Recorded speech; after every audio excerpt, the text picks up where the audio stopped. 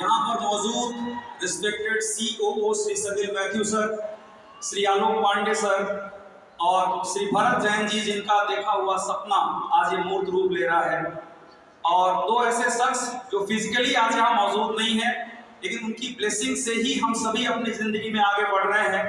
वो है एकमात्र एक ऐसे शख्स, हमारे सबके गॉडफादर श्री प्रवीण जे चंदन सर, और हमारे CEO जिन्हें मैं चीफ एग्जीक्यूटिव ऑफिसर नहीं बल्कि चीफ एनर्जी ऑफिसर मानता हूं, जो हमें ऊर्जा देते हैं आगे बढ़ने के लिए।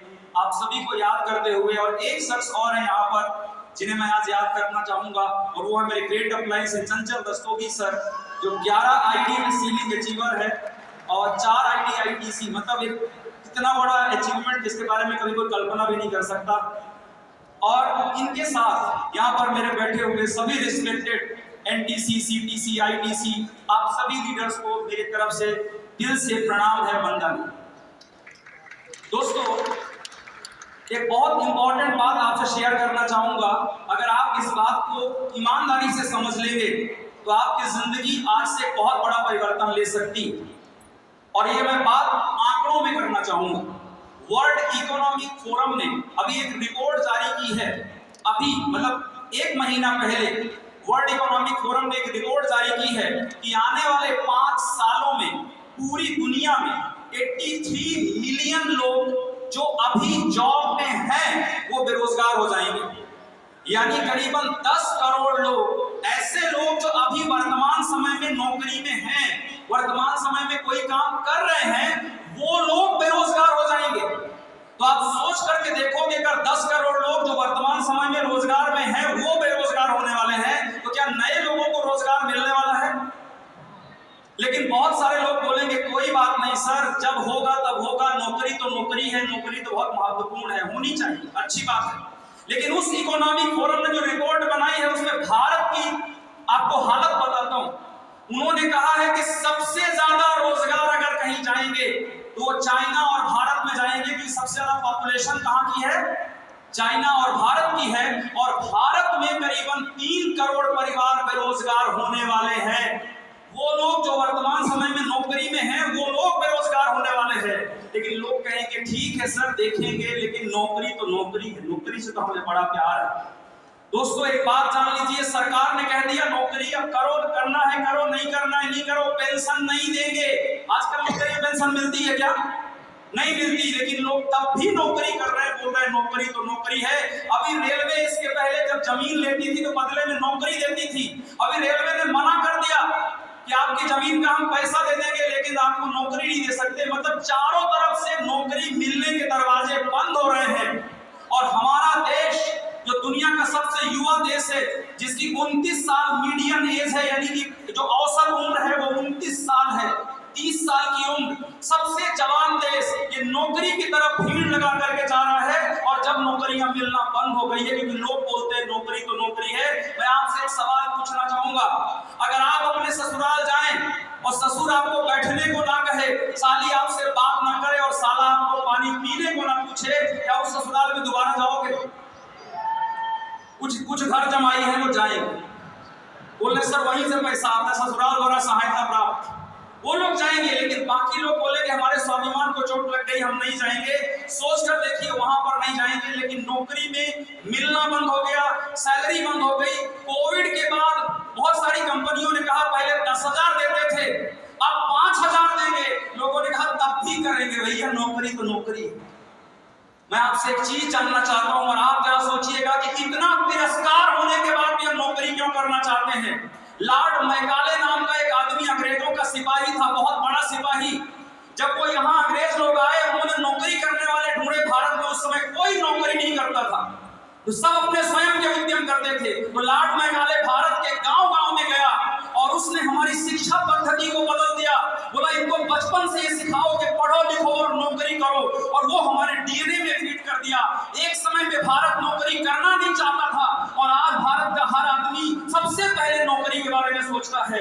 लेकिन मैकाले ने मालिकों को नौकर वाली सोच ली थी, और मैकाले का इतिहास बदलने वालों का ठेका लिया है। एक और लोग आ गए, जानना चाहते हो कौन लोग आ गए? कितने लोग जानना चाहते हैं? पक्का। तो एक मेघालय आया था, गांव-गांव गया मालिकों की मानसिकता को नौकर की मानसिकता बनाने, और मेघालय की जगह अब आ गए हैं एमआई वाले। और ये एमआई वाले अब गांव-गांव जाकर एक ऐसे इंसान को जो अपने सपनों के बारे में भूल चुका है, अपनी सक्सेस के बारे में सोचना बंद कर दिया है और किसी तरह से दाल रोटी चला रहा है। आपको पता है सरकार ने अभी हर डिपार्टमेंट की सैलरी को कम किया है, किया कि नहीं किया है? प्राइवेट संस्थाओं ने हर डिपार्टमेंट की सैलरी को कम किया है, किया। मतलब अभी कोविड के बाद पता चला कि 60% लोगों की सैलरी आधी हो गई, तनख्वाह आधी हो गई, तनख्वाह नहीं बची, बोले अब केवल तू खा, तनख्वाह नहीं तू खा। वो तब भी लगा है बेचारा। लेकिन हम माई लाइफस्टाइल वाले गांव-गांव जाकर एक आम इंसान को सपने देखना सिखाते हैं। और मैं आपकी बात नहीं कर रहा हूं, मैं खुद एक छोटे से गांव का रहने वाला हूं। आम के पेड़ के नीचे पढ़ाई की है। आज लोग दुर्गेश त्रिपाठी को करोड़पति जानते हैं, आज लोग दुर्गेश त्रिपाठी को किताबों का लेखक जानते हैं, आज लोग दुर्गेश त्रिपाठी को यूट्यूबर जानते हैं। लेकिन ये दुर्गेश त्रिपाठी आज जो भी बना है इसी माई लाइफस्टाइल बिजनेस की वजह से बना है दोस्तों, जो आज आप सब कुछ बना। तो मैं एक चीज कहता हूं आपको, आपके हालात आज कुछ भी हो, आप गांव से हो, आप शहर से हो, आप हिंदी मीडियम से हो, आप इंग्लिश मीडियम से हो, वो मेघालय ने जो हमारे डीएनए में डाला है ना, उसको हमको निकाल कर एमआई वालों का संकल्प लेना है कि हम लोग गांव-गांव जाएंगे। अभी आपने स्टेज पे देखा डीके नरवरे करके व्यक्ति आए थे, उन्होंने कहा मैं गांव का रहने वाला हूं, 800 रुपए की नौकरी करता था, आज करोड़पति हूं। सोच के देखो, क्या डीके नरवरे जो बिल्कुल पढ़ा लिखा व्यक्ति नहीं है, क्या उनको कभी जिंदगी में मर्सिडीज बीएमडब्ल्यू चढ़ने का सपना मिलता? सोच के देखिए। ऐसे तो इतने सारे लीडर्स यहाँ पर आपने देखे और आगे अभी देखेंगे।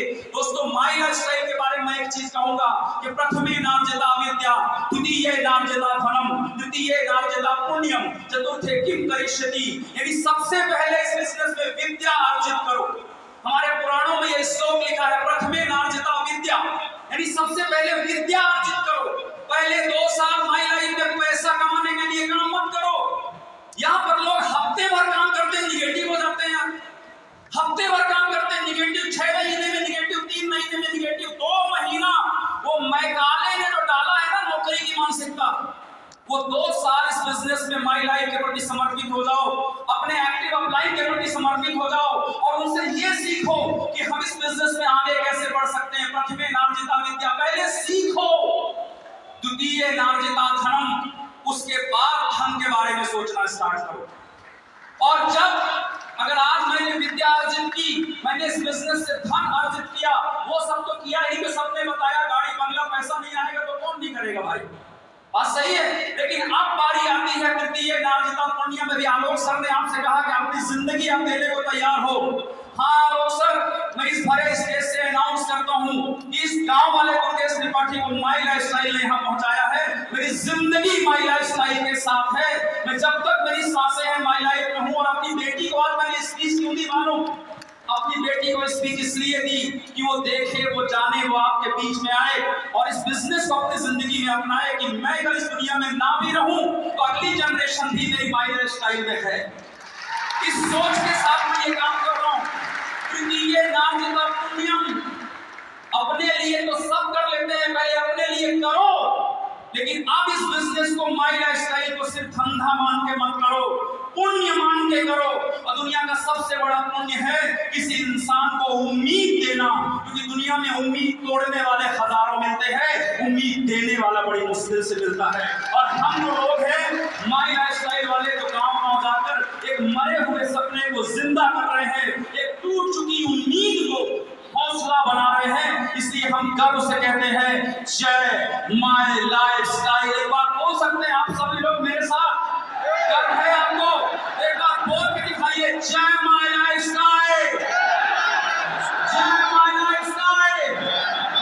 हम लोग मेघालय की नौकरी की मानसिकता को त्याग कर अपने खानदान का पहला करोड़पति बनने का संकल्प लेते हैं आज कि माई लाइफस्टाइल अगर हमारी जिंदगी में आया है तो अब हम अपने परिवार का पहला करोड़पति बनेंगे और उसके बाद लोगों की मदद करेंगे। करते हो वादा? और ये तो टीटीसी रैंक है दोस्तों। जब शुरुआत किया था 200, 500, 1000 रुपए का ऑर्डर नहीं मिलता था, आज 200 करोड़ कैसे हो गया? उसका सिर्फ एक वजह है, सिर्फ एक वजह, ईमानदारी। मैं अगर मेरी ताकत कुछ मानता हूं और कुछ भी नहीं, मेहनत सभी करते हैं, ईमानदारी। किससे ईमानदारी? इस माई लाइफस्टाइल से ईमानदारी। और दूसरी ईमानदारी किससे? अपने आप से, अपने परिवार से ईमानदारी। कौन सी ईमानदारी की बात कर रहा हूं? सुनो, इस धंधे में आकर कुछ लोग कहते हैं किसी तरह से 5,000 आ जाए, 10,000 आ जाए, ये बेईमानी है, ये आपकी अपने आप से बेईमानी है। अगर आप माई लाइफ को 10,000 के लिए करते हो, ईमानदारी उस दिन होगी जिस दिन आप इसे 2,10,000 हफ्ते के लिए करोगे। 10,000 नहीं, 10,000 नहीं, हमको 2,10,000 चाहिए। ये सोच लेकर काम करना है, क्योंकि अगर इतना बड़ा मौका मिल गया, दाल रोटी के लिए नहीं, हम लोग अपने सपनों के लिए काम करेंगे, क्योंकि हम लोग धनिया होने वाले लोग। ये सब तो हम सभी, मेरी तरफ से आप सभी को शुभकामनाएं हैं। लगे रहो मेहनत के साथ, ईमानदारी के साथ, बड़े सपनों के साथ। मेघालय की शिक्षा पद्धति को बदलो, MI की शुरुआत करो। Thank you so much. जय माई लाइफस्टाइल। Thank you.